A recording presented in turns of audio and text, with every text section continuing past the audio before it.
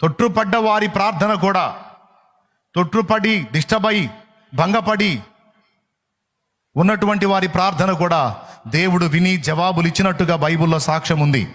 కాబట్టి సాతాను నిన్ను శోధించనీయొద్దు. డిస్టర్బ్ అయ్యావా, తొట్టుపడ్డావా, అట్లయితే పడ్డకాడ కూర్చోవద్దు. పరిగెత్తు దేవుని పాదాల దగ్గరికి వెళ్ళి ఆయన కాళ్ళు పట్టుకొని పెనవేసుకొని కన్నీరు గార్చి దేవుణ్ణి అడిగి మళ్ళా నీ ప్రార్థన క్రమాన్ని నువ్వు కొనసాగించాల్సిందే. ఆయన నీ ప్రార్థన వింటాడు. ఈ మాటలను ఆధారం చేసుకొని తొట్టు పట్టానికి ట్రై చేయొద్దు.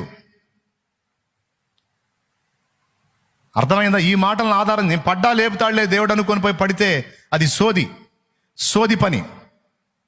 నీళ్ళున్నాయిలన్నీ బురదలో దిగినట్టు ఉంటుంది. వద్దొద్దు. దానివల్ల కొన్ని శారీరక శ్రమలు అనుభవించాల్సి వచ్చింది, నువ్వు కొన్ని రకాల ఇబ్బందులు పడాల్సి వచ్చింది, దయ్యానికి చిక్కే ఛాన్స్ కూడా ఉంటుంది. కృప ఉంది కదా అని పాపం చేయదుమా, అట్లా అన్నరాదు.